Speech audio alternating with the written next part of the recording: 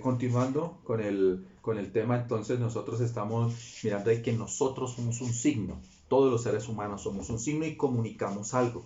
Esta comunicación es implícita tanto en el lenguaje verbal como en el lenguaje no verbal, utilizando la kinésica y la proxémica, que eso lo miraremos más adelante. Entonces, ¿qué es kinésica, qué es proxémica en el lenguaje? Entonces, como el caminar, el sentarse, el mover las manos, me van a indicar determinadas formas de lo que nosotros entendemos. Entonces el manejo tanto del lenguaje verbal como del lenguaje corporal tiene un significado y es de vital importancia, que eso lo analizaremos en una clase más adelante cuando nosotros vamos a analizar todo lo que es los procesos del lenguaje no verbal como tal. Entonces, nosotros somos un signo y comunicamos algo. Y asimismo, como les planteaba, los significados que existen aquí nomás con nuestros procesos culturales, pues miramos nosotros que asimismo es distinto. Entonces, la concepción de lo que nosotros tenemos en nuestra cultura y cómo hemos implementado el lenguaje. Por ejemplo, hoy en día hemos implementado el lenguaje ya de la tecnología, que es algo que anteriormente no existía, pero que ahora ya está implícito en nuestro lenguaje. Entonces ya incorporamos la palabra mouse, Windows, PC, todas estas palabras que ya se han incorporado, así como en nuestra forma de vida. Entonces esto también ha dado un cambio en la parte del lenguaje. Entonces, hablando también del lenguaje, tenemos que mirar que existe el lenguaje computacional y este lenguaje también de la parte cibernética que ya se viene, que está, mejor dicho, ya está, pero que todavía no se ha masificado, pero que es lo próximo que se verá más adelante. Entonces ya entraremos más adelante a mirar lo cuántico, a mirar todo lo que tiene que ver con robótica, con la parte ya de informática, y todo esto va a entrar en la cultura. Entonces ya miramos los autos que se manejan solos y todo esto con sus diferentes significados. Entonces también entra un lenguaje tecnológico, el cual está implícito y poco a poco está permeando nuestra cultura. Entonces entrar a analizar hasta qué punto es bueno la influencia cultural de la informática en nuestra vida y hasta qué punto no es bueno ni ético, pues entonces ya es un debate que tocaría darlo más adelante en una de las clases, tanto ventajas y ventajas de la internet y de todo lo que tiene que ver con robótica y con lo que tiene que ver con la parte de lo nuevo en informática. Entonces, en cuanto a esto, tenemos que empezar a mirar. Estamos analizando pensamiento, lenguaje, sociedad y cultura. Entonces, todo esto es un constructo y como constructo se va generando todo un proceso. Ahora, si nosotros vamos a hablar de la sociedad, ya entrando a analizar qué es la sociedad es donde nosotros nos desarrollamos, donde nosotros compartimos los seres humanos. Entonces, donde nosotros desde niños jugamos, donde crecimos en el barrio, con los amigos, en la escuela, en el colegio, y cómo estamos trabajando y en la adultez, en nuestro entorno. Entonces, todo eso es sociedad. Pero ya desde el pensamiento aristotélico en la antigua Grecia, desde antes de Cristo, se manifestaba que el hombre es un ser social. Y eso es claro. El ser humano es un ser social por naturaleza. Eso es claro. Y eso ya se planteaba desde antes de Cristo con Aristóteles, específicamente en Grecia. Ahora, si somos seres sociales por naturaleza y es tan importante para nosotros socializarnos, es meramente importante también para nosotros podernos comunicar. Y como no existía cómo comunicarnos, pues se dio origen al lenguaje por una necesidad. Entonces, ahora, ¿qué es lo que nosotros necesitamos en una sociedad? Poder perfeccionar tanto la sociedad como nosotros mismos y cada día ir mejorando en todos estos procesos. Entonces, la relación que existe entre el pensamiento social y la inteligencia social es grande en una sociedad. Ahí es donde nosotros tenemos que empezar a mirar qué estoy aportándole a mi sociedad desde mi vida de estudiante o desde mi profesión o desde mi vida. O sea, nosotros tenemos que mirar toda esa relación. Ahora, si nosotros miramos la relación existente entre pensamiento, lenguaje, sociedad y cultura, nuestra labor tiene que ser entender el lenguaje como una manifestación del pensamiento para poder mejorar y cambiar nuestra sociedad y aportarle a nuestra cultura. Entonces, cuando usted piensa de manera egoísta, es que yo soy yo. Y a nadie le afecta lo que yo piense, lo que yo haga, lo que yo diga. Está equivocado, mi querido estudiante. Todo lo que usted haga, piense o deje de hacer, afecta a su familia, lo afecta a usted, afecta a la sociedad. Entonces, nosotros no somos entes aislados. Nosotros somos seres humanos que tenemos una relación social, querámosla o no, porque está dada por la naturaleza. Entonces dice, yo me aíslo para no estar en el entorno social y no afectar y que nadie me diga nada porque mi vida es mi vida. Aquí es donde el libre desarrollo de la personalidad toca empezar a analizarlo muy bien y hasta qué punto está bien dado y hasta qué punto no está bien dado. Entonces, cuando nosotros vemos un grupo de personas, hago lo que quiera, que eso me importa lo que me digan y resulta que están afectando una sociedad, pues ahí es donde toca empezar a reevaluar qué cosas hay que mirar y analizar para tomar medidas respectivas para tomar esas correcciones. Porque lo que usted piense, lo que usted haga y lo que usted deje de hacer afecta de manera positiva o de manera negativa a su familia y la sociedad a la cual pertenece. Entonces, si nosotros comenzamos a analizar esto, pues miramos un ejemplo que todo el mundo conoce, el famoso Pablo Escobar Gaviria. Tenía un problema económico y quiso surgir y tener poder pasando por todas las normas y haciendo daño a Raimundo y todo el mundo. Era su forma de vida, su pensamiento. Pero el problema lo construyó para el país y sigue el problema, y no solamente para Colombia, sino para el mundo. Entonces, lo que usted haga o deje de hacer va a influir de manera negativa o positiva en una sociedad. Entonces, cuando nosotros miramos que en nuestra vida tenemos que construir, es donde tenemos que empezar a mirar la relación que existe entre el pensamiento y el lenguaje. ¿Cuál es mi pensamiento? ¿Qué estoy comunicando para construir dentro de mi entorno social y dentro de mi cultura? Ahora, en el caso colombiano, lastimosamente, a los colombianos nos hace falta una identidad nacional. Y ese es uno de los graves problemas que nosotros tenemos aquí en nuestra cultura colombiana.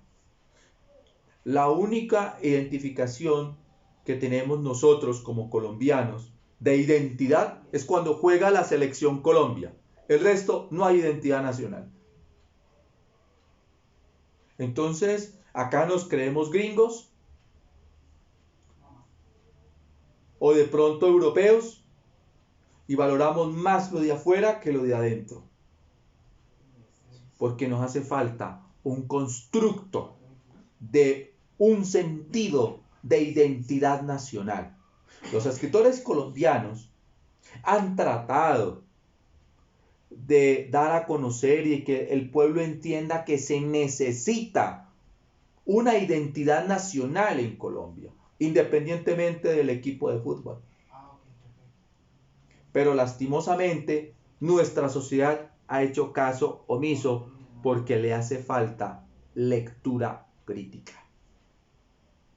Entonces, cuando usted, mi querido estudiante, no lee, pues no va a tener un pensamiento crítico, y si no va a tener un pensamiento crítico, tampoco va a ser un constructo para generar una identidad nacional. Entonces, yo le invito a usted que desde ahora comience a mirar que se necesita construir una identidad propia a nivel nacional, que desde el pensamiento, desde el lenguaje, desde la cultura se genere una nueva forma de pensar, porque estamos en mora de una identidad nacional. Entonces aquí en Colombia ha funcionado el pan y circo como en la época romana. Entonces, pan y circo para el pueblo. Y el pueblo feliz con el pan y el circo. Pero no hay una identidad propia que diga, nos caracteriza a los colombianos esto, que sea positivo. Entonces, y que nos sintamos orgullosos de ello, y que así como los europeos en sus diferentes países tienen su propia identidad, nosotros empecemos a hacerlo.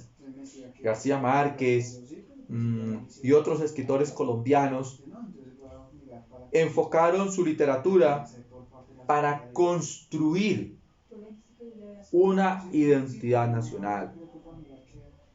Si miramos Cien Años de Soledad con sus mitos, sus leyendas y su realismo mágico, Gabo empieza a penetrar en eso y a cuestionar para poder de que se dé una identidad nacional. Pero la pregunta es, ¿cuántos han leído 100 años de soledad? ¿Cuántos lo han entendido 100 años de soledad? Entonces, también hay que mirar que los escritores lo han hecho, pero que a nosotros, los colombianos, no somos unos lectores y por eso hemos desconocido el papel y lo que quiso transmitir Gabo con su obra. 100 años de soledad es realismo mágico, mezcla mitos, leyendas, mezcla una realidad fantástica, por eso se llama realismo mágico. Pero ¿qué es lo que busca Gabo con esto? Que usted comience a leerlo y comience a tener una identidad y un cuestionamiento con Macondo. Macondo es ese lugar X en 100 años de soledad. Pero ahí también en 100 años de soledad va a cuestionar muchas realidades que pasaron en nuestra patria. Desde la masacre de las bananeras y otras cuestiones que pasaron. Pero vista desde el mundo de la fantasía y la mito y la literatura, lo que busca es darle un sentido de identidad al pueblo colombiano, pero que tenga memoria. Por eso, en ese lugar, todo lo olvidaban. Y si nosotros miramos la realidad de nuestro país, Colombia es un país sin memoria, igual que Macondo. Entonces, si nosotros vamos a construir nuestra cultura colombiana, tenemos que empezar a partir de las realidades que han sido muy duras en Colombia para conocerlas y a partir de ahí empezar a generar cambios. Y no solamente en el ciudadano de a pie, que ya comience a mirar que educarse, que la cultura forma parte importante para poder generar un proceso, que no solamente trabaje para parrandear, porque esa es la realidad del pueblo colombiano y por eso es un pueblo donde hay una cantidad de fiestas y donde por todo lado es rumba, pero no hay un constructo de identidad. Y con esto no estamos diciendo de que no se tenga el derecho a eso, no, claro, para todo tiene que tener una mesura, pero tampoco exagerar. Entonces, ese es el llamado. El llamado es a construir cultura desde la educación, desde la ciencia, desde el arte, desde la filosofía. Empezar a generar nuevos procesos de lenguaje y pensamiento claros hacia una resignificación de lo que es ser ciudadano colombiano. Que no nos creamos el cuento de ciudadanos del mundo. Tenemos que fomentar nuestra propia cultura, nuestra propia idiosincrasia, nuestra propia forma de pensar. Y no creernos ni gringos, ni orientales, ni creernos por allá europeos, porque no lo somos. Entonces, mirar las culturas de allá, claro, porque son interesantes. Uno mira la cultura japonesa, la cultura china, la cultura estadounidense, las culturas europeas, tanto las antiguas como las actuales, y mirar lo bueno y lo malo que tienen ellas y aprender de ellas ciertas cosas, porque hay aportes muy interesantes, pero tampoco creernos que somos ya, creernos que somos gringos. Entonces tampoco es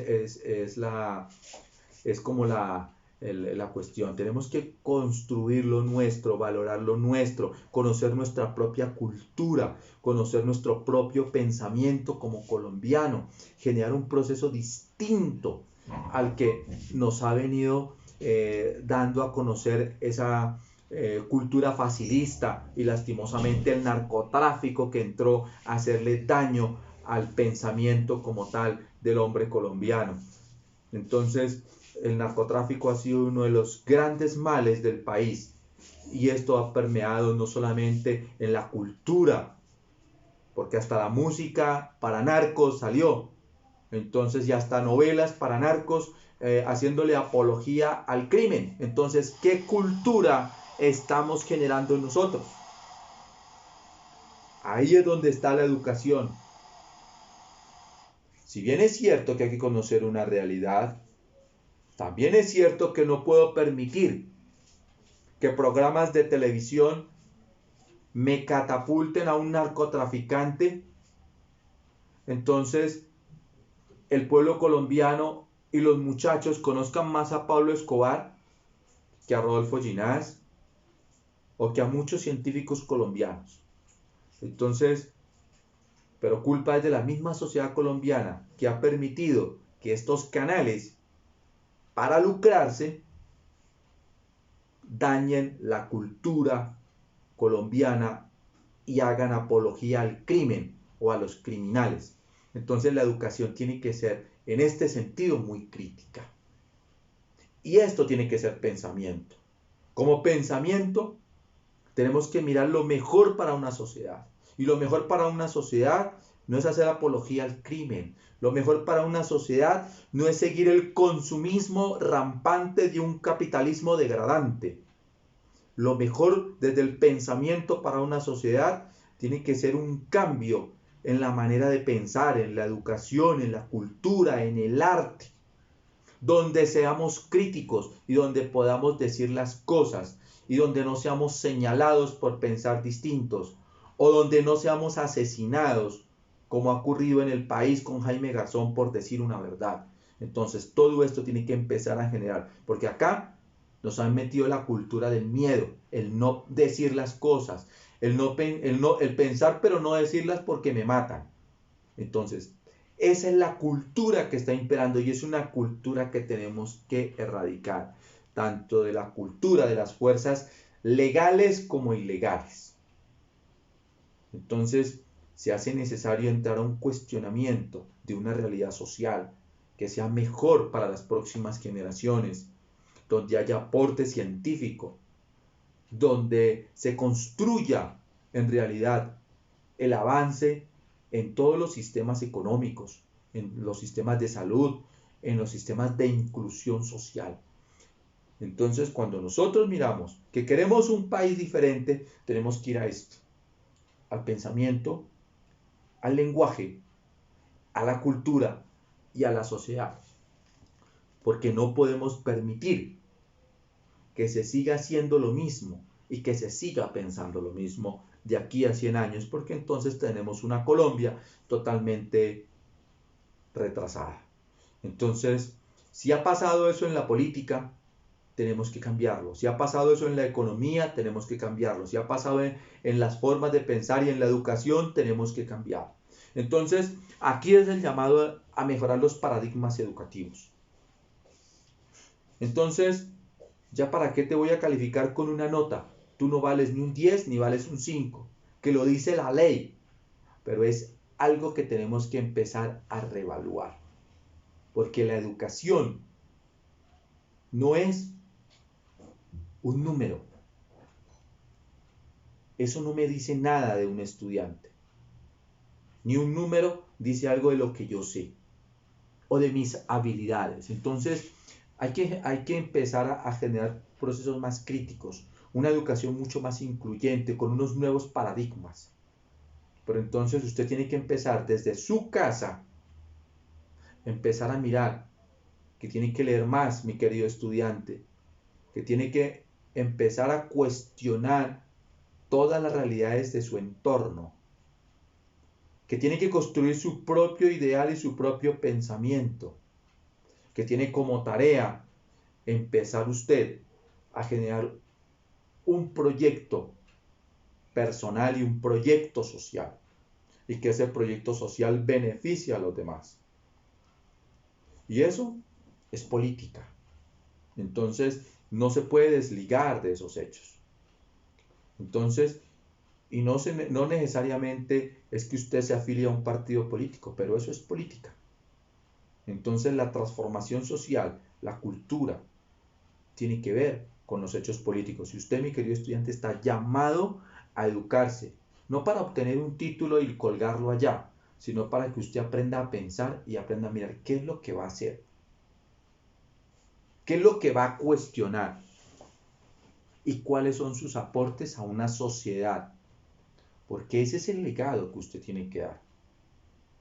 Entonces, construya, pero construya para bien, construya un pensamiento, construya un lenguaje propio para dar una buena significación no solamente a su vida, sino a su entorno.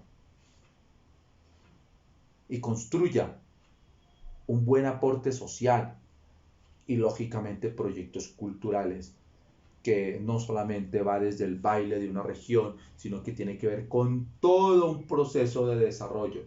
Entonces, cuando nosotros empezamos a mirar que todo eso es algo totalmente importante, vamos a generar una mayor trascendencia en nuestro proceso de vida. Ahora, vamos a hacer unas definiciones. Si nosotros miramos en la sociedad, pues nosotros nos reunimos. Y cuando nos reunimos, estas reuniones que se dan en el contexto social, pues reunión de grupos familiares, de grupos de amigos, en regiones, en naciones. Entonces, y estos tienen unas leyes comunes.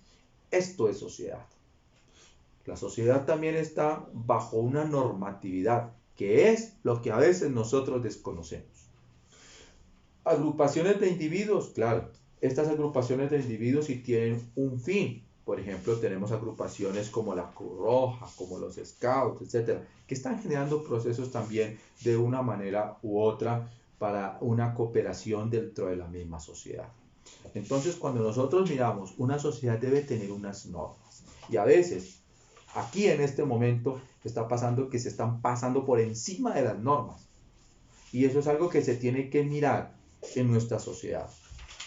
Entonces, también hay grupos en los cuales las personas se unen para satisfacer de pronto diversas sociedades. Por ejemplo, miramos en los grupos indígenas, ellos son mucho más unidos y se unen en un fin común para suplir ciertas necesidades en sus grupos o en sus comunas como tal.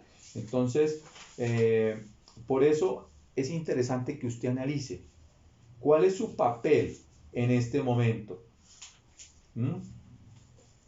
Entonces, la mayor parte del lenguaje está comprendida en la cultura. Y todo esto tiene una relación. ¿Una relación con qué? Con el pensamiento.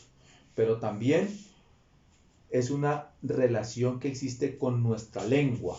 Y nuestra lengua es una manifestación de nuestra cultura. Entonces, lo que yo estoy hablando manifiesta mi cultura. cómo lo estoy hablando, por qué lo estoy hablando. Entonces, detrás de todo mi pensamiento, detrás de toda mi estructura, hay un antecedente lingüístico, hay un antecedente cultural, hay un antecedente de pensamiento. Y esto se ve reflejado en la cultura. Entonces, cuando usted va a una determinada región del país, usted se va a la costa, pero usted en la costa mira no solamente la forma de pensar, la forma de ellos vestirse, el lenguaje, usted comienza a mirar la forma como se comportan, la forma como caminan. Ejemplo, aquí en Bogotá, las personas caminan mucho más rápido y viven más estresadas. Esa es una característica de acá. Y la desconfianza, esa es una característica propia de aquí. Y uno lo observa. Cuando uno viene de fuera, por ejemplo, yo vengo del Valle, y del Valle es más relajado, el Cali, la gente no anda tan a la carrera, es mucho más en cuanto a eso. En cambio acá es distinto, entonces uno va notando lo mismo, las maneras de vestir, las maneras de relacionarse, todo va siendo un proceso de cambio y eso forma parte de la cultura.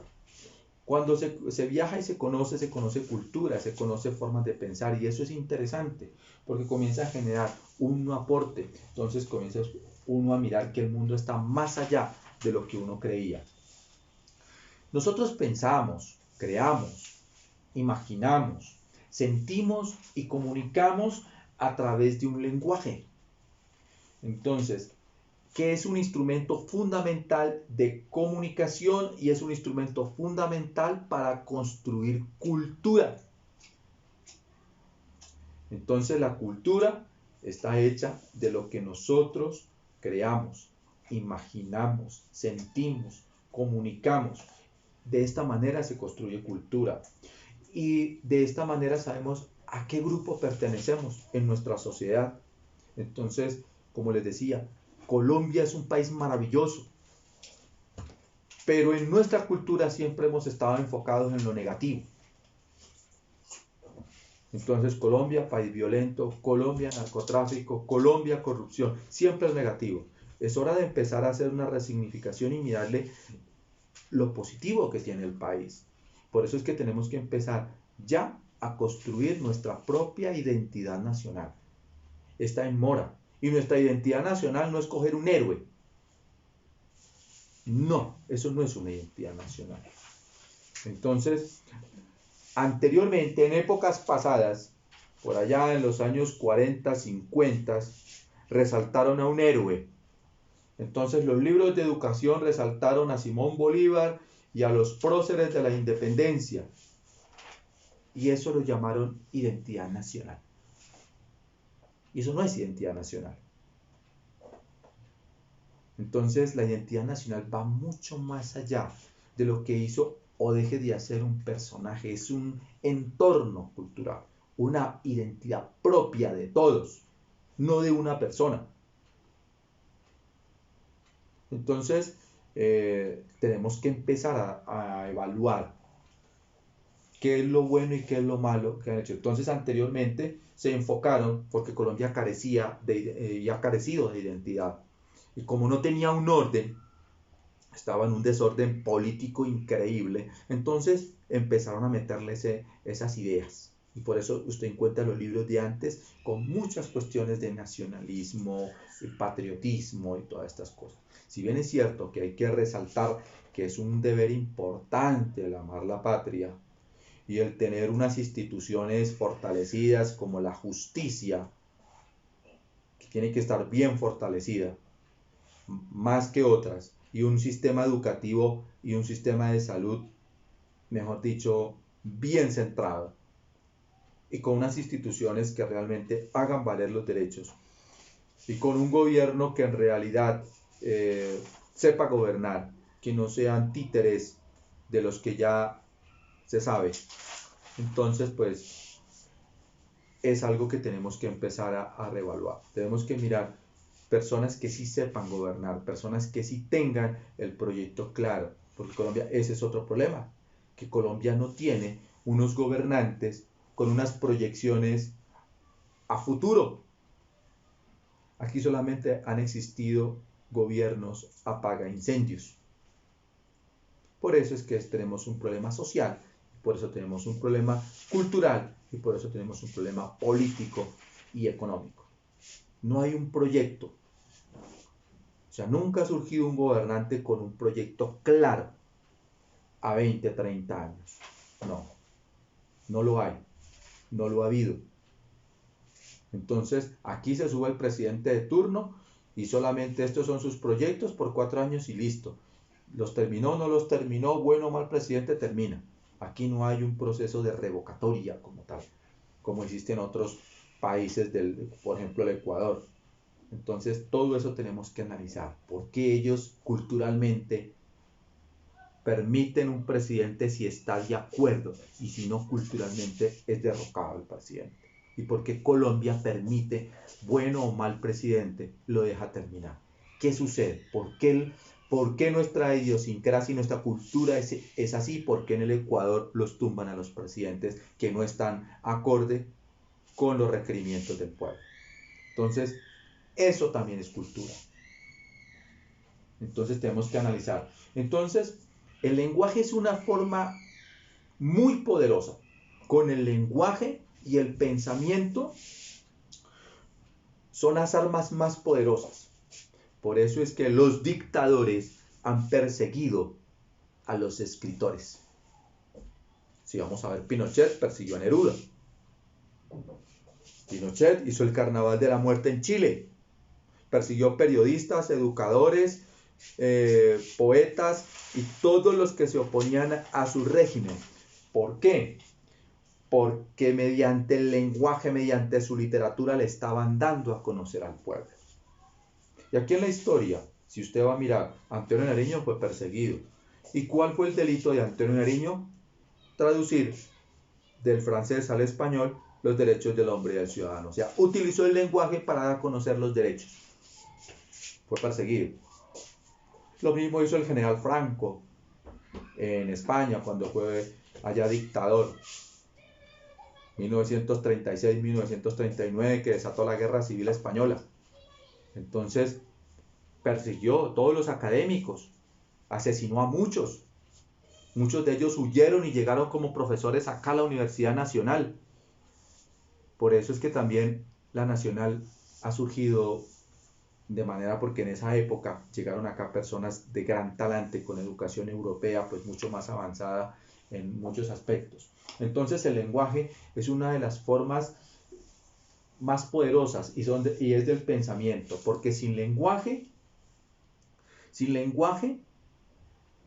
no podemos nosotros comunicarnos, y sin lenguaje no hay pensamiento, y sin el pensamiento, ¿cómo estaría nuestro cerebro? Imagínese usted, mi querido estudiante, que no pueda pensar. ¿Cómo sería su vida? Sería instintiva, como la de un animal. Por eso es tan importante valorar nuestro pensamiento. El pensar va mucho más allá y es una de las funciones más importantes que nosotros tenemos de nuestro cuerpo humano. Imagínense sin el pensamiento. Imagínense un rato que usted no pueda pensar. Que no pueda ni imaginarse en su pensamiento el estar en la luna. Que no se pueda imaginar usted en un lugar, o que no pueda pensar para hablar. Que no pueda pensar. Imagínese usted siquiera un minuto sin pensamiento. Y usted entenderá qué tan importante es ese proceso mental.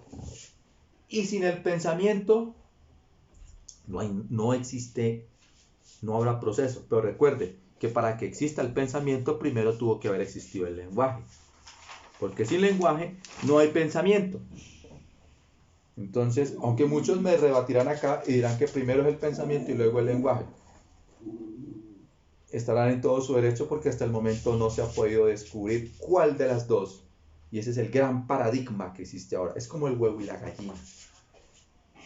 Para algunos es primero el lenguaje y después el pensamiento, y para otros primero el pensamiento y luego el lenguaje. Los dos se tienen argumentos.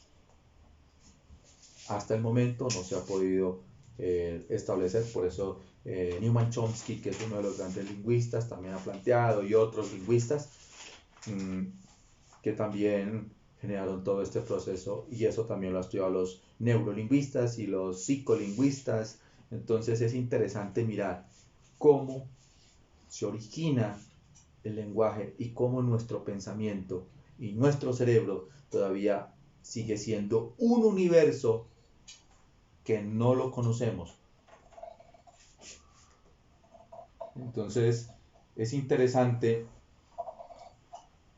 entender que nosotros estamos en una sociedad y como sociedad tenemos una forma de comunicarnos y que es a través del lenguaje, pero que viene por una construcción también del pensamiento. ¿Cómo se origina el pensamiento en nuestro cerebro?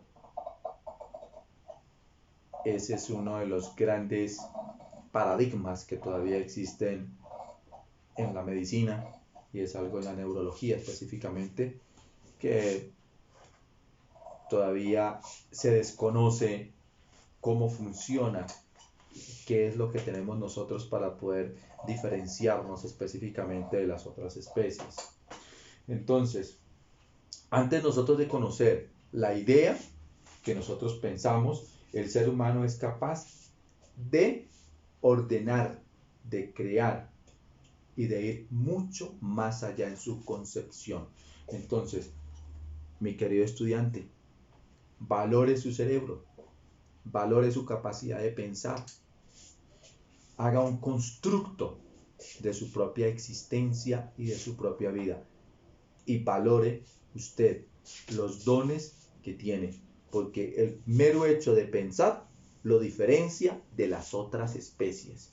Recuerde, el único ser vivo que es capaz de comunicarse mediante el lenguaje es el ser humano.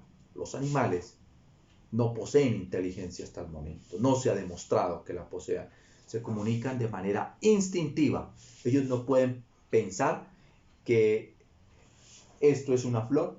Es instintivo para ellos, pero ellos no saben el concepto. Ellos no lo asocian como nosotros, no tienen ese significado como nosotros. O ellos no saben qué es ese cuadro, ni qué significa ese cuadro. Nosotros sí lo sabemos y tenemos un significado para cada cosa. Y a través de eso tenemos un lenguaje que nos estamos comunicando. Los animales se comunican por instinto y el ser humano por su proceso de lenguaje y pensamiento. ¿Por qué? Porque tenemos inteligencia, mi querido estudiante.